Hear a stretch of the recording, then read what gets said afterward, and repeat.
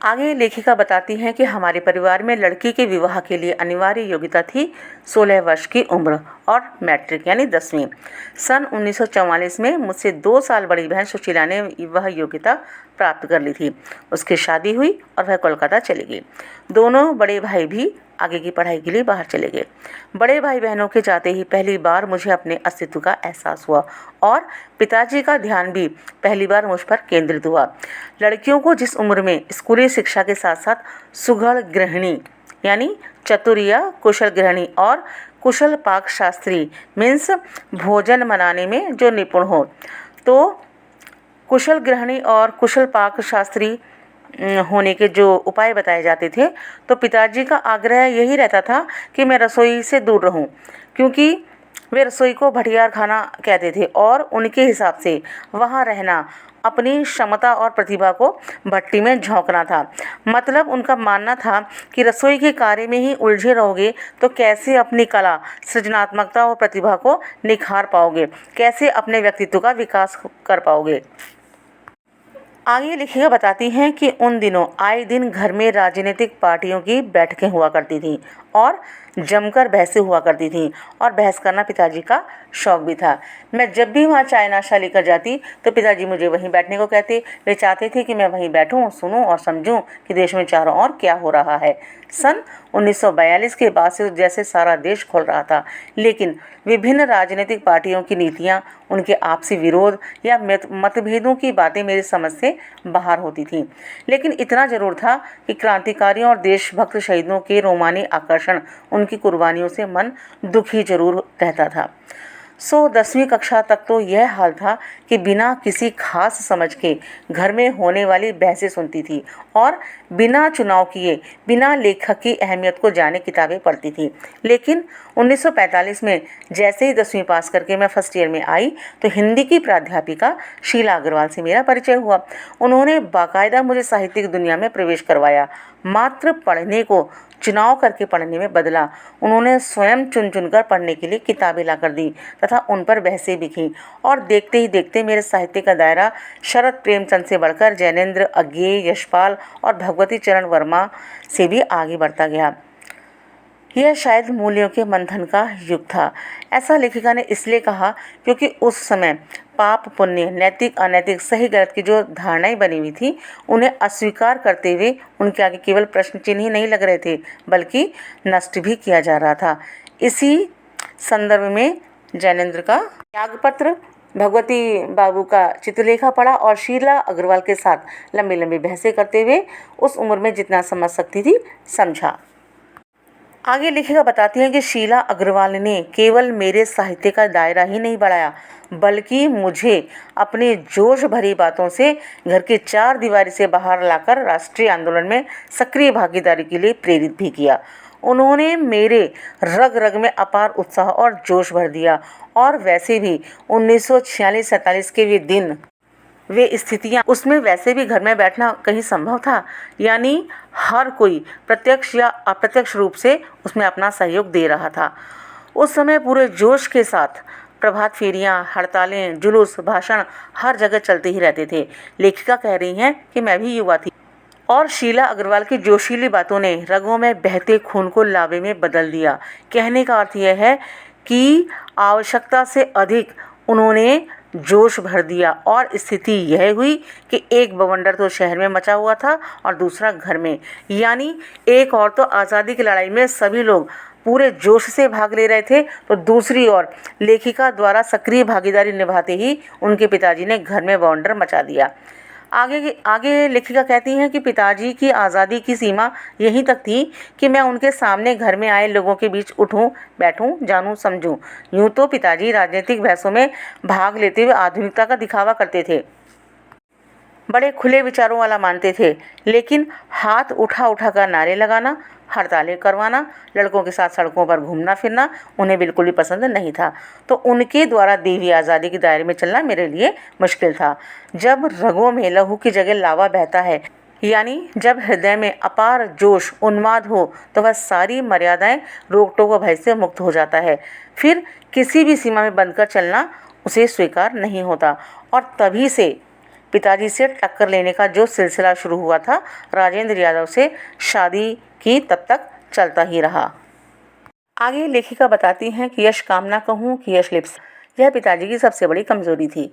उनके जीवन का सिद्धांत था कि मनुष्य को सामान्य आदमी की तरह नहीं जीना चाहिए, बल्कि कुछ विशिष्ट बनकर जीना चाहिए। उसको कुछ ऐसे काम करने चाहिए ताकि समाज में उसका नाम हो, सम्मान हो, प्रतिष्ठा हो, दबदबा हो। इसके कारण ही मैं एक दो बार उनके क्रोध से बच गई। हुआ यूँ कि एक बार कॉलेज से प्रिंसिपल का पत्र आया कि पिताजी आकर मिलें और बताएं कि मेरी गतिविधियों के कारण मेरे खिलाफ अनुशासनात्मक कार्रवाई क्यों न की जाए। अब पत्र पढ़ते ही पिताजी तो बड़े क्रोधित हो गए और बड़बड़ाने लगे कि यह लड़की तो मुझे कहीं का नहीं छोड़ेगी, कहीं मुंह दिखाने लायक रखेगी नहीं, पता नहीं क्या क्या सुनना पड़ेगा वहाँ जाकर। 4 बच्चे पहले भी पढ़ गए पर किसी ने दिन नहीं दिखाए। बड़े गुस्से से गए थे वे और लौटकर वे इतने क्रोधित होंगे इसका आइडिया था मुझे। तो मैं पहले से ही अपने पड़ोस में चली गई थी अपने मित्र के यहाँ पर और माँ से कह दिया कि जब वे लौट कर आएँ और उनका क्रोध शांत हो जाए तो मुझे बुला लेना। लेकिन माँ ने जब आकर बताया कि चल चल घर चल, वे तो खुश हैं, तो विश्वास ही नहीं हुआ। गई तो सही पर डरते डरते।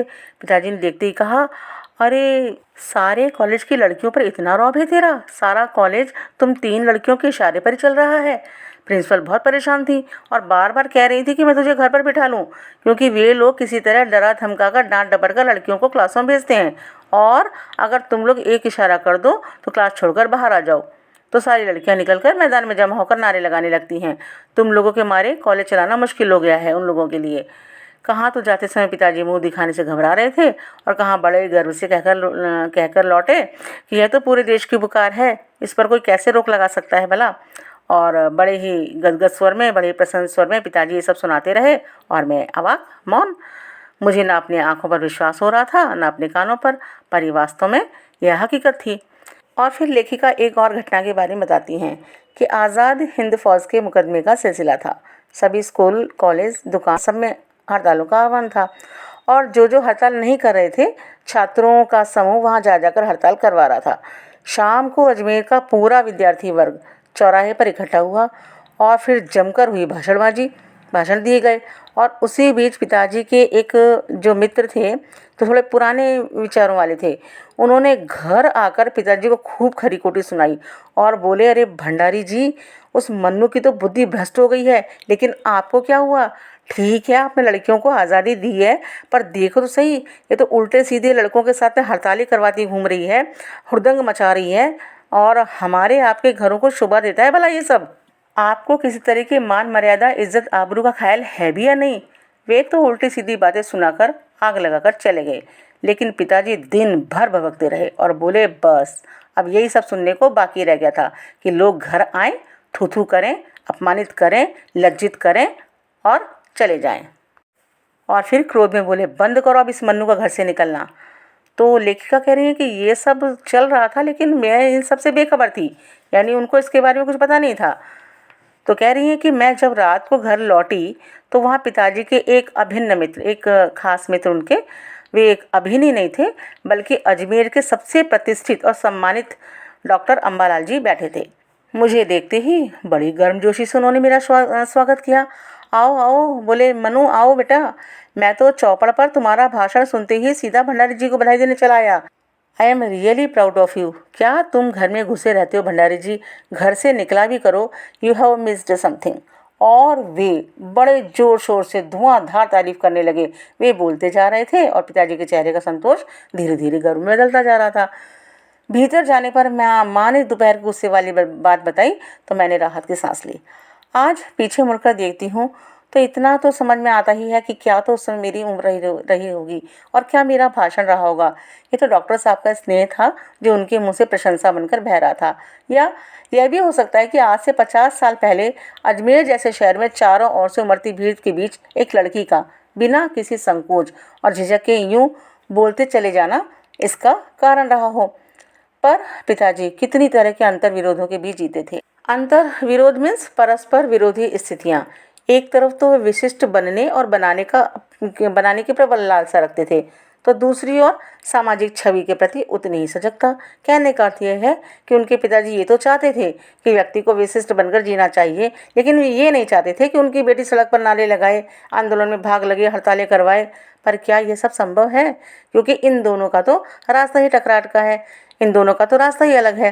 क्योंकि अगर आपको मान सम्मान प्रतिष्ठा चाहिए तो उसके लिए सामाजिक चिंता छोड़नी पड़ती है। आगे बता रही है कि सन 1947 के मई महीने में शीला अग्रवाल को लड़कियों को भड़काने और कॉलेज का अनुशासन बिगाड़ने के आरोप में कॉलेज से निकाल दिया।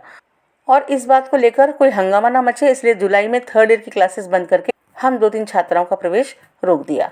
हुड़दंग तो बाहर रहकर भी इतना मचाया कि कॉलेज वालों को अगस्त में आके 3rd ईयर खोलना ही पड़ा। यह उनकी जीत थी और इससे सभी छात्राएं बहुत खुश थीं। लेकिन सन 1947 अगस्त का महीना देश को स्वतंत्रता का बहुत लंबे समय से इंतज़ार था और इस महाप्रसन्नता के अवसर पर लेखिका और छात्राएं उस साधारण सी सफलता की खुशी को भूल गईं। देश की स्वतंत्रता की खुशी के आगे फिर से 3rd ईयर की कक्षाएं चालू होने की खुशी फीकी पड़ गई। तो यह था पाठ। मैंने आपको समझाने की अच्छी तरह से कोशिश की है। उम्मीद करती हूँ आपको समझ में आ गया होगा। और बीच बीच में मैंने आपको कुछ महत्वपूर्ण प्रश्न भी बताए हैं, आप उन पर ज़रूर ध्यान दीजिएगा। धन्यवाद।